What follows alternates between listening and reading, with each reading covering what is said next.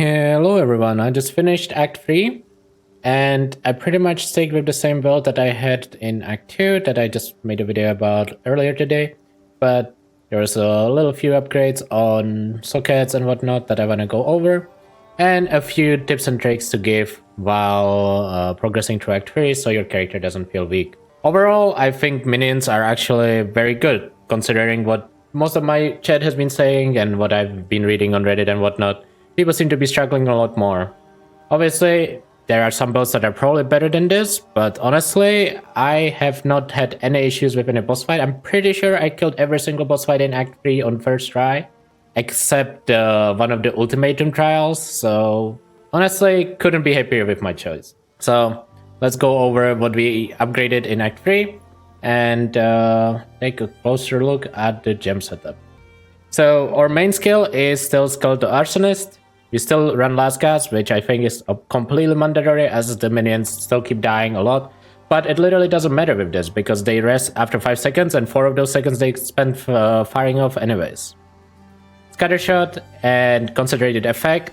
I'm not sure if Concentrated Effect is the best damage support gem because I'm not sure if it doesn't mess up with the AoE overlap on their projectiles, but the damage has been feeling good, so I haven't really been worried about it too much. The reason why I think Skeletal Arsonists are actually better than Skeletal Snipers that I used early on is I don't think Skeletal Snipers scale that well with numbers compared to Arsonists, and their damage is a lot more bursty rather than consistent. And in general, Arsonist feels better for clear as well, so I've stuck with that. The secondary support when it comes to damage comes from Raging Spirit, which is a reservation that we proc through casting Flame Wall. Every Flame Wall we cast procs 6 Raging Spirits, and we have Fire Infusion there, Martial Tempo for more attack speed, and Feeding Frenzy for more damage. We don't really care that SRS takes more damage as we summon a lot of them anyways, literally doesn't matter. I added an extra aura to the build as well after I got additional Further Spirit in Act 3. It's called Grim Feast.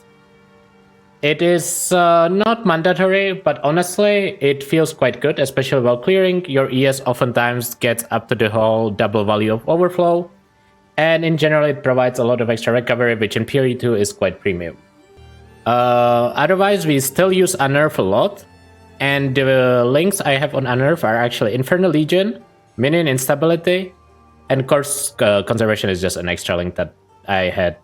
Doesn't really matter too much, but these two actually help a lot, and the reason why I use them is to clear out bite mobs for Skeletal Arsonists to be able to focus fire harder mobs without me constantly having to navigate them using the minion attack button. But it helps a lot to have a few meat shields that explode and clear up the small mobs.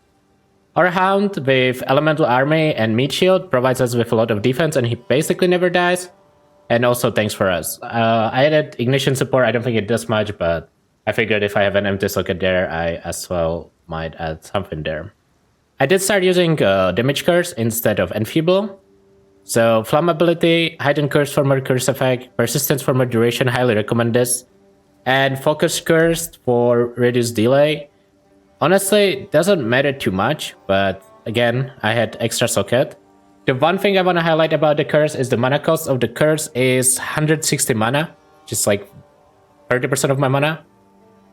If you cannot sustain the mana cost, just drop like Focus Curse and make sure to not overcast your curse too much. Make sure to actually upgrade your mana and life flask too, because there's a pretty big difference on the power of the flask in Act 3. I did a side quest in one of the zones that was basically there's a Doedre mob that asked you to bring her 3 mushrooms and gave you quality flasks, and the life flask especially recovers your entire life in one press. It's really, really strong. So I highly recommend doing that quest. I don't remember which zone it is in, but trust me, if you are in the zone, and you will notice the Doedre-like looking mobs. So try to collect the 3 mushrooms, bring it to the cauldron, and she will give you quality flask. Apparently the zone is called Apex of Flame. Thanks, chat. And then that is pretty much everything that needs to be covered gem-wise, except Pain Offering. Make sure to use your Pain Offering on bosses, and sometimes while clearing as well. This is insane amount of power level. 35% more damage, 30% attack and cast speed probably lines up to be about 50% more damage. Yes, you have to sacrifice one skeleton, but ideally you have a skeleton from your weapon that you can sacrifice. And I usually try to aim at those instead of my arsonist, but even if you were to sacrifice an arsonist, it's still very much worth it. Skill tree is very simple. Literally, search a minion and click anything that highlights. That's pretty much what we have been doing so far. Bunch of minion damage, a little bit of minion defense and recovery. More minion stuff. Now I'm clicking minion AoE. I think I will click this minion defense. I'm actually not sure if it's worth it. And then more minion damage here. After this, I will start filling in the energy shield nodes, I think, because I'm starting to get a decent amount out of energy shield. And energy shield actually feels pretty good in PoE 2, because you don't get hit that often, but when you do, you want to have a bigger HP pool and you can't really scale lives, so scaling energy shield 303 makes a lot of sense. Speaking of life, make sure to try to get as much life as possible on gear, because you cannot get it from the tree. So I've been trying to get a decent amount of life on gear where there is no damage to be gained. The exceptions are body armor, where your goal should be spirit, amulet, where your goal should be spirit or levels of minion gems. Unfortunately, as you can see, I don't have either of those, but that should be your goal. And weapon, spirit, minion gems, and like allies deal more damage or allies have more attack and cast speed and whatnot.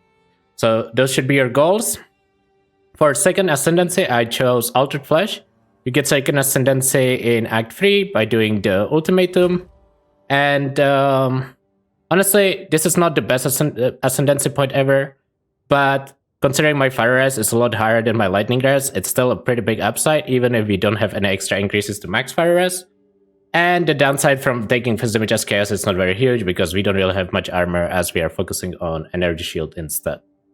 Anyways, in cruel difficulty, I won't be doing act by act recap, because it's pretty much gonna be the same. I will be sticking with arsonist for the entire time, most likely, unless they fall off the cliff. And we will see how it looks at the end of the campaign, where I will post another update when that is done. Should be around level 65-ish, so it should be a fully functional character. We will see how it's gonna look by then. Anyways, hope you guys find these videos useful, and I will see you guys next time. Have a great day. Bye. Let's go. Why does Alva just leave you?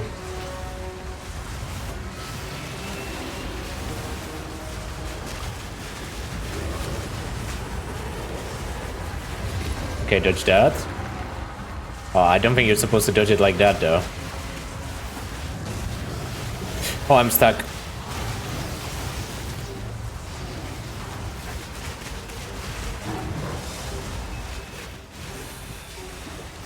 I feel like I do way too much damage. The bosses don't really get to... Like, I don't get to learn the bosses. I think you're supposed to dodge it there. I feel like I don't really get to learn the bosses, man. Boss? Hold up. Sorry.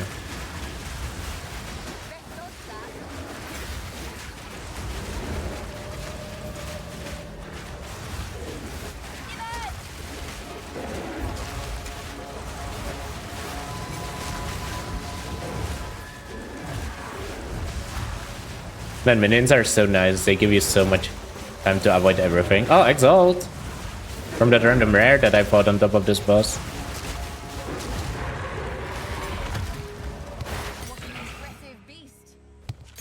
I don't know. You guys telling me Ben died to this?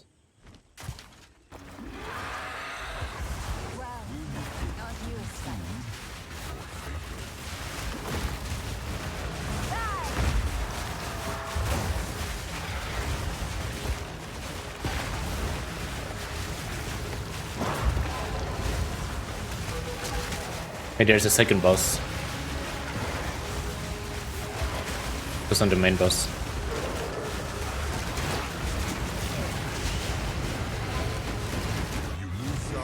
Okay, that was pretty clean. I actually used my offering too. That's chill. Definitely easier boss, but